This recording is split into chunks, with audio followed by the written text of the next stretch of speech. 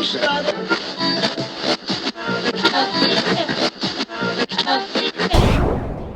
it's good to welcome Steve Kilbey back to noise11.com.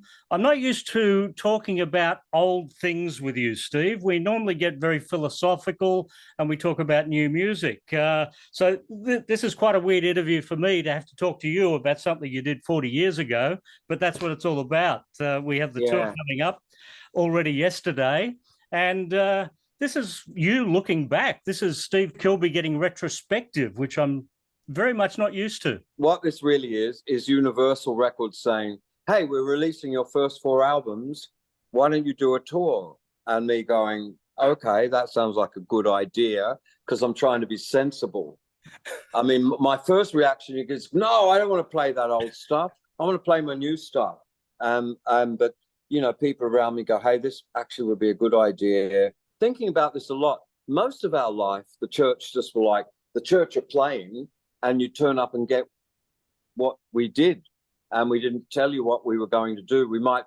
It might have a name but nowadays it seems to be like we tell everyone what we're going to do. And I guess this is, the first 4 albums being re-released, CD and vinyl, and we'll be doing a big chunk of that during those shows, for sure.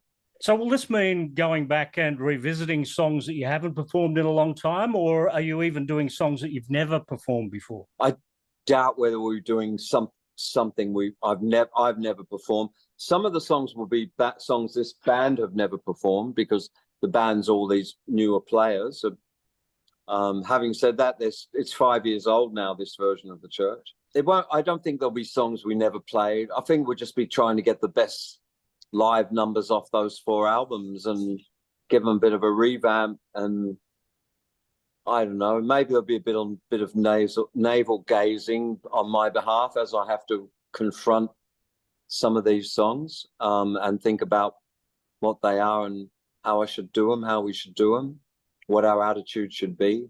Should it be a sort of like cynical aloofness, or a warm, nostalgic, teary version, or a sort of a neutral, playing it exactly as it was before and not seeming to have any emotional comment on it? I don't know. I haven't thought about it a real lot, because I'm just about to start this. I've just made this brand new album. I'm just about to start another tour. But when I get back to Australia and this tour starts revving up, I guess I will have to think about what we're really going to do and how it's going to be. And it'll be good, whatever it is, you know, however we decide to do it, whatever my own attitude is towards these old songs, or I know it'll be pretty good, I'm sure. And we'll still do some new ones as well. It's not just going to be it won't be a total nostalgia fest, for sure. Because it was an incredibly prolific period, 1981 to 1985, of Skins and Heart, 1981, Blurred Crusade, 1982, Seance, 83, Heyday, 85, but also the EPs, Too Fast for You, 81, Sing Songs, 82, Remote Luxury, 84, Persia, 84. There was a lot of new music in a very short amount of time. In 1977, I bought a 4-track tape recorder, and my hobby, my passion, my life, everything I did was every night after dinner, or even before dinner, I would go in and write songs. That's what I did. I was just writing songs all the time, because just for the fun of it. And then I started writing more songs to see if I could write more songs. And so I was just writing loads and loads of songs and having one album every now and then. I couldn't contemplate that. I couldn't contemplate not putting out loads of records, because writing all these songs, I don't like writing songs and nobody ever hearing them. So the speed with which I was writing songs dictated the necessity that we kept putting out albums all the time. Even that wasn't fast enough for me. And then obviously I started making solo albums around the same time as Heyday, and then collaborating, and I split off. So, you know, now I've got like 80 albums out there somewhere, you know, that you could find. That's an incredible catalogue. Yeah, well, if you keep writing, sooner or later, that's what happens. Yeah, but not only were you writing, you were recording, you were touring and playing live all the time. Yeah. Did you like record in the day, perform at night, or did you perform at night and go into the studio at midnight? How did that all work then? No, but as soon as I got home, I was back into it. I didn't write on the road. I every now and then a song would come, but I just, as soon as I got home off tour, probably the next day I was back into recording again, in my home studio. So it's like my hobby. It's like what I did, you know, like I smoked dope and I sat in that room and fiddled around with all the stuff I had. It was like a lot of fun, and it was sort of, it was a lot of fun, and then it became my job as well. When I first started, I wasn't having any success, so I just did it for fun. But then when I was having success, I couldn't stop. It's a lot of fun doing stuff on your own, you know, playing all the instruments, you know, engineering it yourself and mixing it and buying equipment and making your own records on your own in your own time, doing whatever you like. There's had a big appeal for me.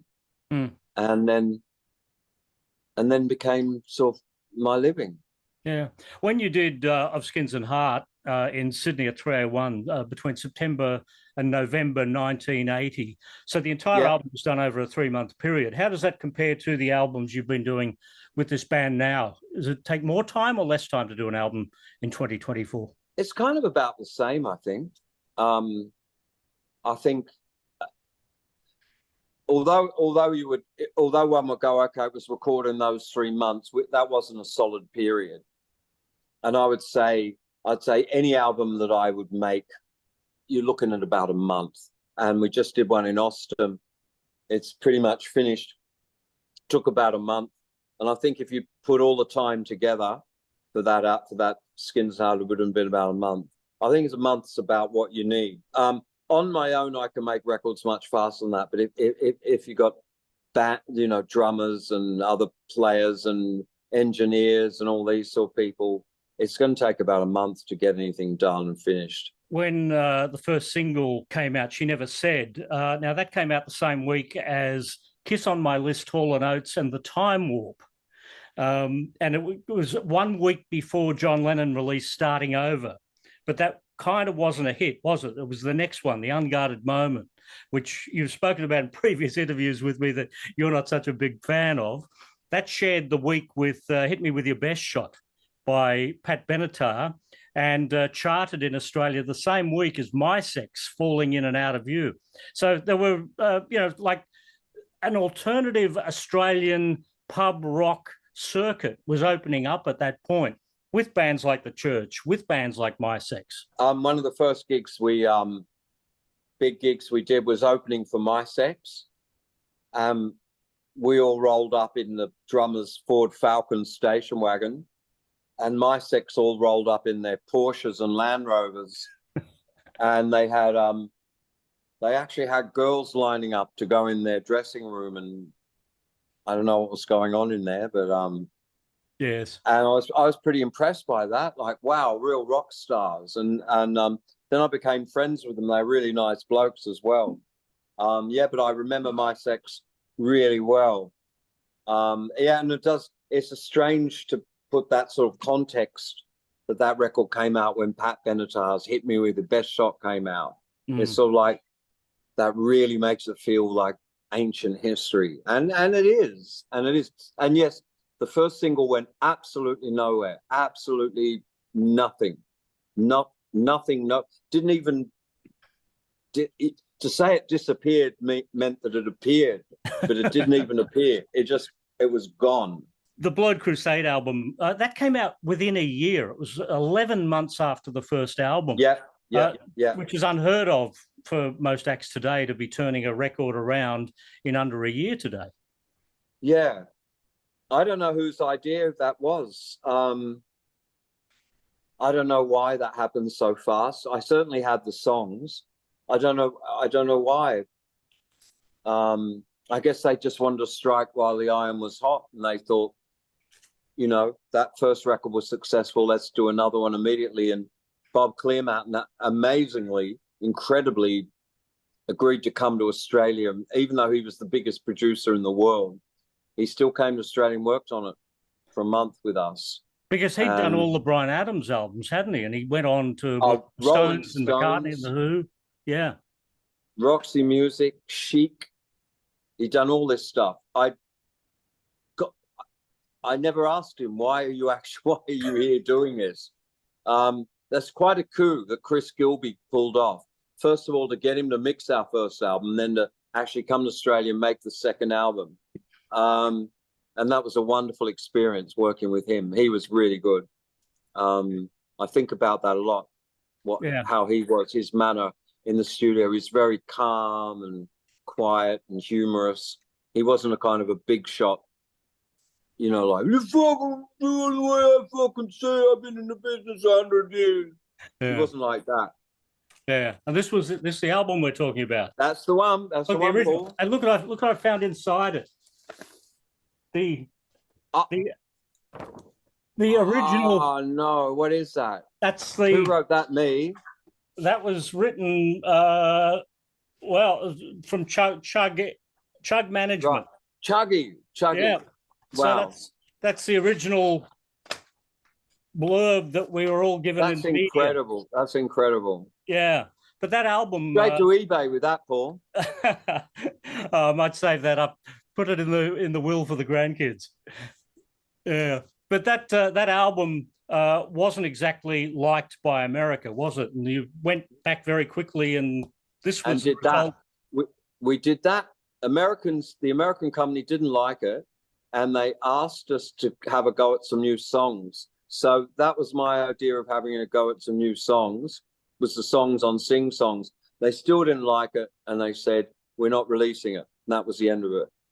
Yeah, your version of Paul Simon, I Am a Rock, Simon and Garfunkel track is just incredible. And now when I listened to Disturbed doing Sound of Silence more recently, I mean, you were really ahead of the ball covering a Simon and Garfunkel song for, you know, what was considered an alternative band back then. I always wanted to do that song. Strange enough, we forgot to do one of the verses. When it was all said and done, it was only 3 verses instead of 4. So I don't know why. People must have gone, why didn't you do that verse? Yeah.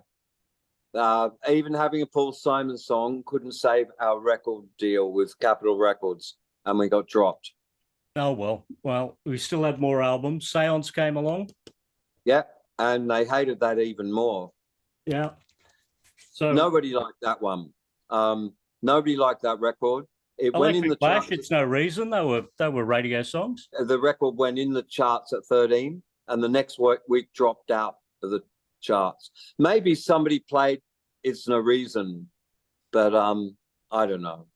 Yeah, I think that would have been my 2WL Wollongong days. Then we're a bit more free with what we got to play on the radio back then. Oh, good. Yeah. And then the fourth one, Heyday. So that's coming out again as well. That one did well. That changed the way people saw us in Australia. And after a bit of a slump, when people were saying, oh, it looks like it's all over for them, they've lost their record deal and blah, blah, blah. We came back with that record, signed to Warner Brothers, and everyone in Australia seemed to really embrace that record. So with these reissues of the first 4 albums, will they be putting on the EPs? We've got those two that came through that era. I haven't spoken to them. I don't know if they are putting the EPs out or what. I think it might just be the records. When we see you doing the show, it sort of leads us to think that, you know, this is part 1. Is there a part 2 of reissues, Starfish, Goldfix Afternoon, Priest Equals Aura, and Sometime Anywhere coming up as well? If there is, one can only imagine that will lead to those shows. It's just logical, really, I guess. If that happens, then you'll probably see me doing that. Yeah, that's going to put you into your 70s doing stuff that you were doing 40, 50 years earlier.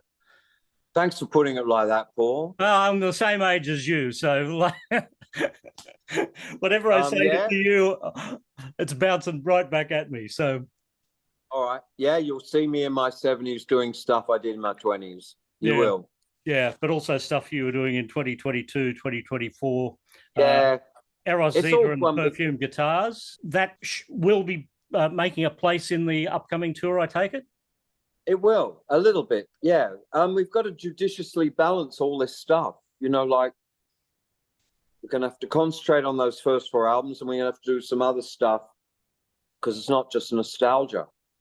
No. So, yeah, have to figure it all out. It's got to be figured out. We're talking about a church lineup now, which is also Tim Powell's, who's been with you for 30 years. Yeah. Ian has been with you since 2013, so he's passed his 10th anniversary.